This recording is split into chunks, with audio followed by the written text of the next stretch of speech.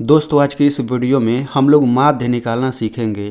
तो मैं सबसे पहले एक बात बताना चाहता हूँ, ये वीडियो कक्षा 10 वाले बच्चों के लिए बहुत ही महत्वपूर्ण है। क्यों महत्वपूर्ण है? क्योंकि आपको माध्य निकालने के लिए आपके बोर्ड एग्ज़ाम में एक क्वेश्चन कन्फर्म में आएगा। ठीक है, एक क्वेश्चन कन्फर्म में आएगा, तो आप लोग इस वीडियो को ज़रूर देखिएगा। और माध्य निकालना बहुत ही आसान है, यानी कि ये जो सारणी से माध्य निकालना है ये बहुत ही आसान है। अगर आप इस प्रश्न को समझ लेते हैं तो माध्य निकालने के लिए जितना भी ऐसे प्रश्न पूछा जाएगा आप उन सभी को आराम से लगा सकते हैं। ठीक है, बस संख्या अलग रहेगा। ठीक है ना। तो चलिए हम लोग इस सवाल को लगाने से पहले हम लोग कुछ बेसिक समझ लेते हैं, माध्य का सूत्र भी देख लेते हैं, उसके बाद हम लोग इस सवाल को लगाएंगे। चलिए, तो यहाँ पर देखिए, माध्य बोला जाए या समांतर माध्य बोला जाए, दोनों एक ही चीज़ है। माध्य बोला जाए या समांतर माध्य, दोनों एक ही चीज़ है। यानी कि आपको माध्य बोले निकालने के लिए या फिर समांतर माध्य बोले निकालने के लिए हम दोनों में से कोई निकालेंगे, दोनों एक ही चीज़ है। माध्य को इंग्लिश में मीन कहा जाता है, समांतर माध्य को इंग्लिश में अरिथमेटिक मीन कहा जाता है। ठीक है, अब देखिए माध्य का सूत्र क्या होता है, आप लोग इसे एकदम बढ़िया से याद कर लीजिएगा। माध्य का सूत्र होता है सिग्मा एफ एक्स बटे सिग्मा एफ। ठीक है ना, माध्य का सूत्र होता है सिग्मा एफ एक्स बटे सिग्मा एफ, ये सिग्मा होता है। अब जब हम सवाल लगाएंगे तो सिग्मा का मतलब आपको और अच्छे से समझ आ जाएगा। ठीक है, एफ एक्स भी समझ जाएंगे आप। अब देखिए सिग्मा जो होता है ना, सिग्मा का मतलब होता है योग या फिर जोड़। ठीक है, सिग्मा का मतलब होता है योग या फिर जोड़। अब देखिए एफ, बारंबारता को हम लोग स्मॉल एफ से दिखाते हैं, यानी कहीं पे स्मॉल एफ लिखा है तो समझिए बारंबारता लिखा है, क्योंकि एफ का फुल फॉर्म ये होता है। तो चलिए अब हम लोग यहाँ पे सवाल लगाना स्टार्ट करते हैं। तो यहाँ पे सवाल लगाने से पहले सबसे पहले हम लोग ये जान लेते हैं कि आपसे सवाल कैसे पूछा जाता है। तो देखिए, आपको ऐसे ही सारणी दे दिया जाएगा और ऊपर आपसे पूछा जाएगा कि निम्न सारणी से माध्य ज्ञात कीजिए। यहाँ पे माध्य भी लिख सकता है या समांतर माध्य भी लिख सकता है। ठीक है ना। तो इस सारणी में कैसे लिखा रहेगा, इस सारणी में ऊपर दो दो संख्या एक साथ लिखा रहेगा, नीचे एक एक संख्या रहेगा। यहाँ पे कुछ भी लिख सकता है, जैसे यहाँ पे वर्ग अंतराल लिखा है, यहाँ पे बारंबारता। किसी किसी सवाल में हो सकता है कि यहाँ पर लिख दे प्राप्तांक और यहाँ पे विद्यार्थियों की संख्या, यहाँ पे कुछ भी लिखे, हमेशा ऊपर दो दो संख्या रहेगा, नीचे एक एक संख्या रहेगा। ठीक है, तो आपसे ऐसे ही सवाल पूछा जाएगा। तो इसको लगाना कैसे होता है, इसको लगाने के लिए हमें सबसे पहले सारणी बनाना होता है। ठीक है, तो हम सारणी कुछ ऐसे बनाएंगे, मैं आपको बता देता हूँ कैसे बनाएंगे। देखिए, ये वर्ग अंतराल है ना, तो हम यहाँ पे वर्ग अंतराल लिखेंगे और वर्ग अंतराल के लाइन में ये सब जितनी संख्याएं हैं, दो दो संख्या एक साथ, उनको हम नीचे लिखते जाएंगे ऐसे क्रम से। फिर बारंबारता यहाँ पे लिखा है तो यहाँ बारंबारता लिखेंगे।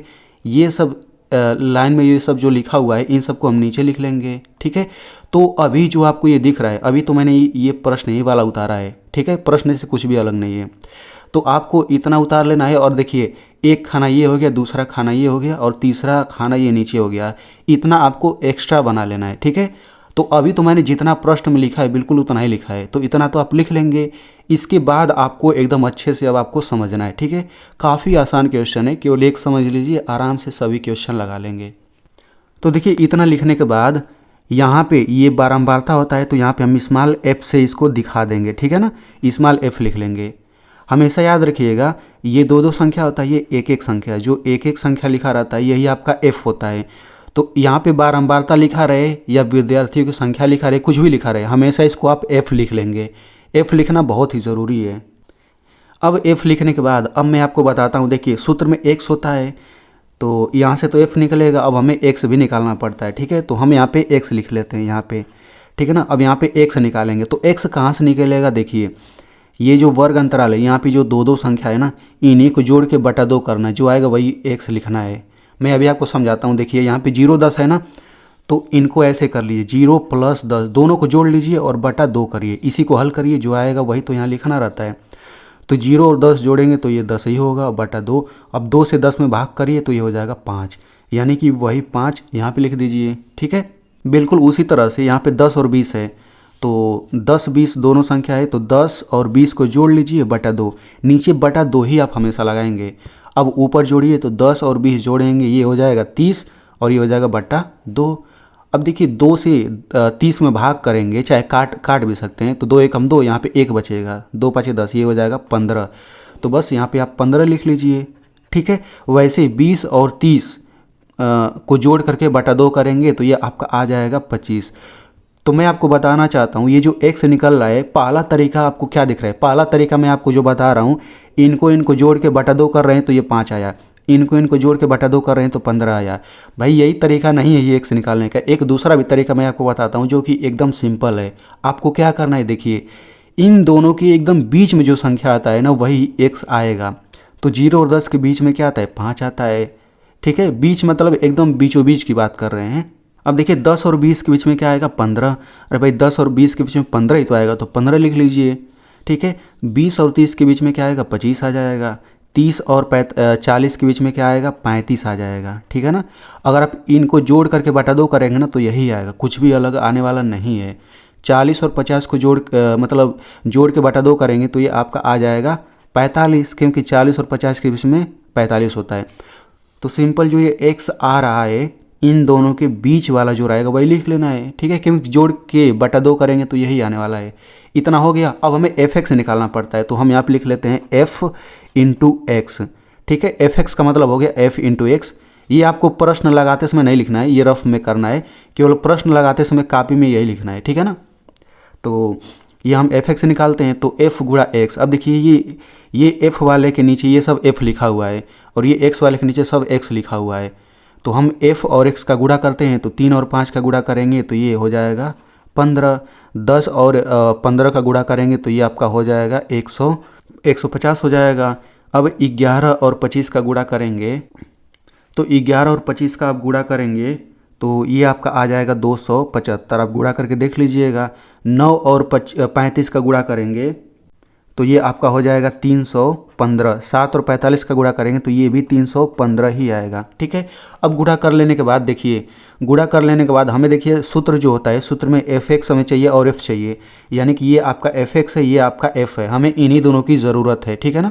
तो देखिए इन सभी को हम जोड़ लेते हैं f को, तो 3, 10, 11, 9, 7 इन सभी को जोड़ेंगे तो ये आपका आ जाएगा 40। अब इनको जोड़ लीजिएगा तो देखिए ये f के लाइन में, यानी कि ये भी f है, ये भी f है, ये भी सब f है, लेकिन हमने इन सभी f को जोड़ दिया है तो इसी को हम सिग्मा f बोलते हैं, क्योंकि सिग्मा का मतलब योग होता है, जोड़ होता है। ठीक है, तो मैंने f को जोड़ दिया तो यही सिग्मा f है। समझ में आ गया ना। ठीक है, इनको जोड़ना नहीं, इनसे हमें कोई काम नहीं। अब ये देखिए fx है तो ये fx के लाइन में ये सब fx है, तो ये भी fx है, ये भी fx है, ये भी सब fx है। तो इन सभी को जोड़ेंगे तो क्या आएगा, तो इन सभी को जोड़ने पर ये आपका आ जाता है 1070। आप इनको जोड़ लीजिएगा तो देखिए इन सभी मैंने fx को जोड़ा है तो यही तो आपका सिग्मा fx है, यही सिग्मा fx है। ठीक है, तो हमें यही दोनों ज़रूरत है, फिर हमारा सवाल लग जाएगा। तो ये सारणी में बनाने के बाद, ऐसे जोड़ने के बाद अब हम फार्मूला लगाएंगे। तो लिखेंगे माध्य बराबर सिग्मा fx बटे सिग्मा f। सिग्मा fx क्या आ गया है, 1070, तो ये हो जाएगा 1070 बटा सिग्मा f क्या आ गया है, 40 आ गया है। ठीक है, इतना हो गया। अब यहाँ पे आपको क्या करना है, देखिए अगर यहाँ पे आपको काटना आता है तो आप इसको काट करके छोटा कर लीजिए, फिर भाग करिए।